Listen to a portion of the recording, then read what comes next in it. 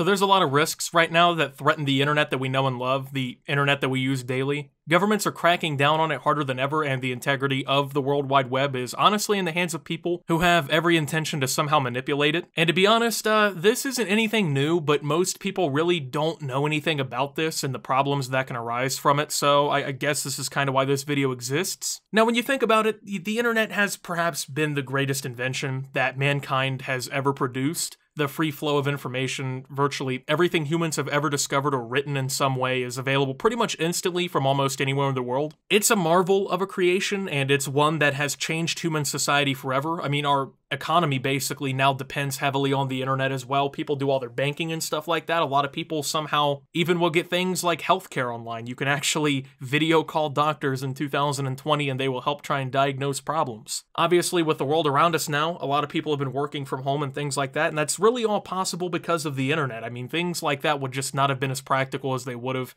30 years ago because, well, the internet just wasn't in the state that it is now. And we all love the internet for many reasons, and it's become a massive part of so many of our daily lives. For instance, my whole career has basically been the internet. If the World Wide Web was never invented, I probably would be working in a factory somewhere. So the creation of this model gave me what I have today. So of course I love the internet as well. I spend a lot of free time on it too. But the internet itself is at risk, and the great free flow of information is also at stake. The best part about having the internet is the ability to communicate or learn from it. Or you can use it to buy Steam games, that's possible too. But, with the information and the accessibility that the internet provides, people have taken notice. Over the last few years, an alarming amount of new developments in the anti-internet realm, I guess, have started to pop up.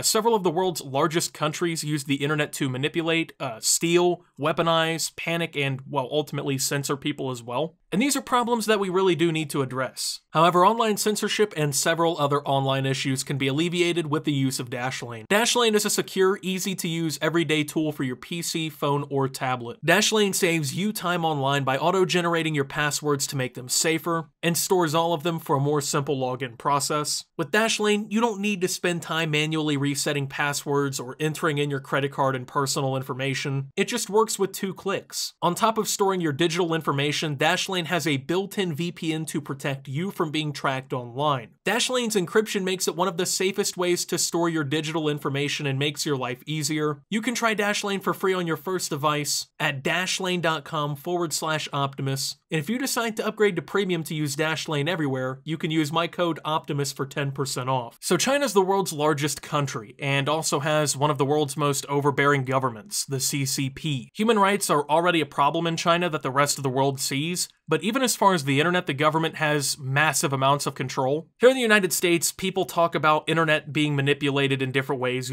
Things are being taken out of the search results so you can't research them. Well, that's pretty much like 99.9% of the reality of online activities in China. For instance, search results in your web browsers there are heavily scrubbed to prevent most Western search results from ever popping up. Things like Tiananmen Square, those don't show up on the internet there. Websites critical of the government are pretty much not allowed, as being critical of the government is essentially a major crime in China anyways. On top of that, projects from companies such as Google, which is an American company, have been worked on to provide a search engine in China that would essentially be overseen by the CCP or the Chinese Communist Party. So these American companies have openly attempted to cooperate with these overbearing rules, agreeing to even create a search engine that would scrub results on behalf of the CCP as desired. And this is all for money. I mean, when you think about it, these American companies here in the United States, the internet is pretty free. You know what I'm saying? There may be the occasional thing that gets wiped from the internet, but I mean, in the grand scheme of things, the internet here is among the best that it's going to be in the world when it comes to, free search results and things like that. But these companies see this happening here and they realize, oh, well, we can make a lot more money with the 4 times the population basically that China has in the United States if we cooperate with the CCP and we actually censor the internet. So, however, China, they're not the only country on earth censoring the search results. I mean, you look at a country like North Korea, which really isn't far off from China. They're kind of like best friends in a way. But only about 4% of their entire population even has internet access to begin with, which is sad, especially in the year 2020, right? Here in the United States, the vast majority of the population either has internet in some way or they have the ability to get internet. That's just not reality there. So, with that, though, all the websites that are there are completely under North Korean government control. And then you look at a country like Burma, which filters the emails in their countries and bans websites discussing human rights violations and criticizing their government. Cuba has internet at what are called, quote, access points, which are government-controlled zones that monitor your search history and even implement IP blocking. And when you look at situations like this, which have rapidly developed in many countries globally, you realize that the internet isn't even the internet there. There are really no free flows of information, especially ones that go against the government-defined rules of these nations. And I think that this is a fear that can really start to spread to Western countries too. I mean, what government doesn't like to have more control over its people? And when you look at the ability to really start to crack down on what people do, the internet is pretty much up there in methods of how you do it, especially now. Like I said, the economy runs through the internet at this point, people's banking, people learn from the internet probably more than any other source at this point. Especially like right now, a lot of school is just simply online. I mean, it's just so important, you know what I'm saying? But, you know, on top of this, you'll notice that people often don't even have the convenience of using the internet as they wish in a lot of places. It's either government controlled or it's extremely censored to the point that it's not convenient and it's mostly propaganda. But on top of this, nations such as Russia are working on what they call internet kill switches.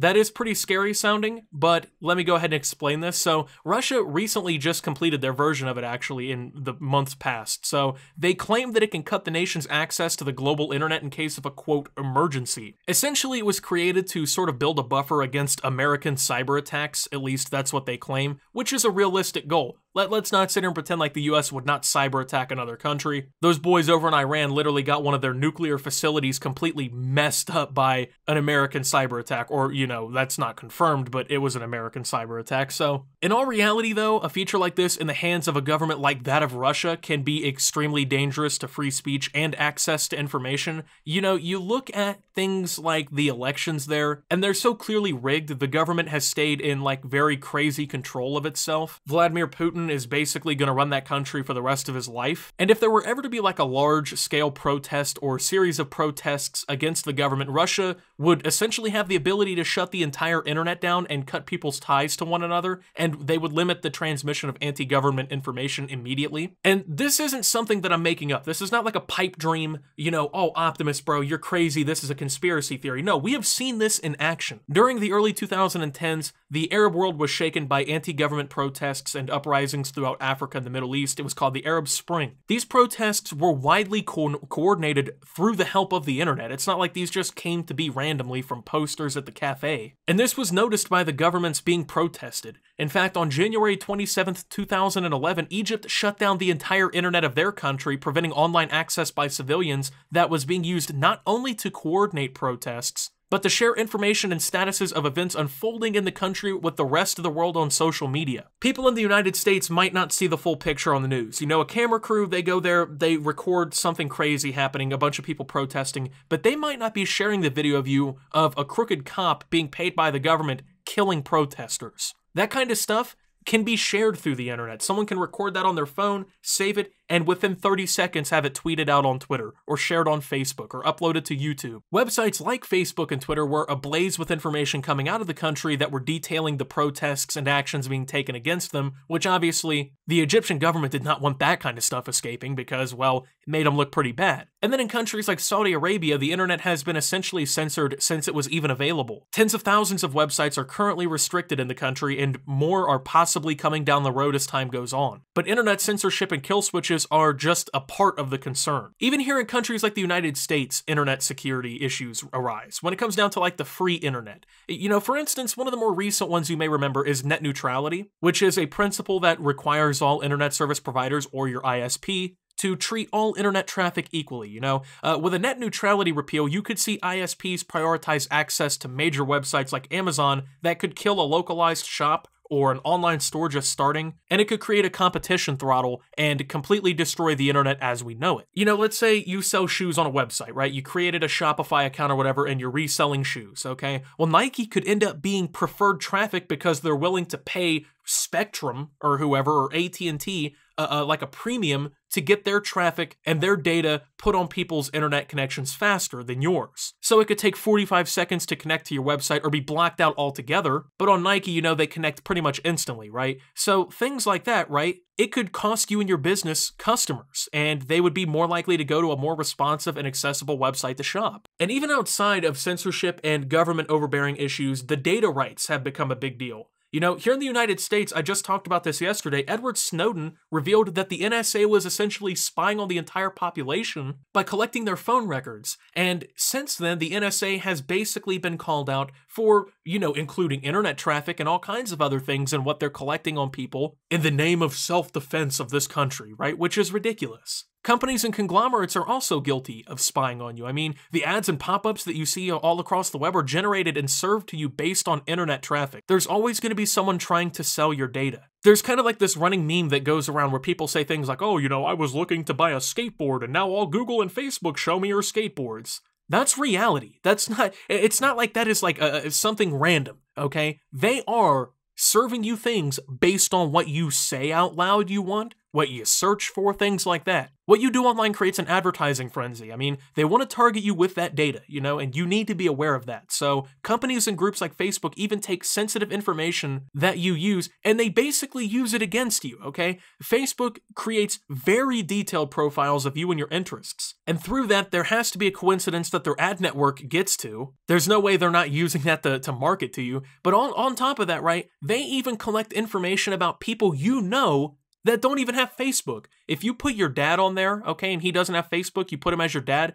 guess what? They now know his name, and they know he's connected to you. So they will now try to build a profile based on information that you give around him. That's ridiculous, you know? And most people don't understand the issue with data rights, you know? The truth is, the gold of the 21st century is your personal data. Information about you, you know, things you like, websites you visit, it can all be used to sell you something which everyone wants to do. You need to be more aware of data rights and how websites track you and use your data, even here on YouTube, you know? You need to be more aware of how these things affect your life, considering data breaches happen all the time and it can really turn around to bite you in the ass. In general, the way we use the internet and the core principles of it are at risk, and I think it's something that people need to talk about. You know, when countries actively censor results that are supposed to show up to hide political scandals, military crimes, and anti-government info, the amount of censorship that builds up can genuinely shift the way that a population thinks. For instance, you know, if a whole country of people wanted to research the Tiananmen Square incident of 1989, and they're now instead redirected to pro-communist propaganda, well, you'd live in China. But as more and more countries see the internet as a threat to their regime, or as a tool that they can use to suppress, or that they can use to fight against other countries, as a method of spreading anti-government information, or, you know, a place to favor mega conglomerates over small businesses, the threat that the internet changes from the core principles remain. The internet was created to be a fountain of information for people to use, and as more and more nations and groups create ways to change it away from that, the less like the internet we recognize it becomes. In the future, I think we as online users need to become more aware of these potential changes. I mean, I think more people need to become aware of how their data is used by companies, and they need to become more aware of how their governments treat the internet. Right now, the truth is, the internet may be the single greatest tool in your life to make change, to learn new things, to find a new job, to socialize with people, but the more that we as people allow for the fundamentals to be abused by those in power, the more that the internet changes away from what it really is, okay? So we need to do whatever we can to secure the future of a free and independent internet for as many people as humanly possible. I think everyone has the right to learn, communicate freely, and, you know, I don't think anyone should be able to take that away. But the more that you don't pay attention, the less aware you are, the more that will become reality. And with that being said, thank you guys for watching. If you did enjoy, make sure to leave a like, subscribe if you're brand new around here on the channel, follow me over on Twitter and Twitch at SubToOptimus. Make sure to check out Shop Opti down below. Thank you to my channel members. Your support helps my channel tremendously. And until my next video, guys, this is Optimus, well, telling you guys about what's going on and signing out.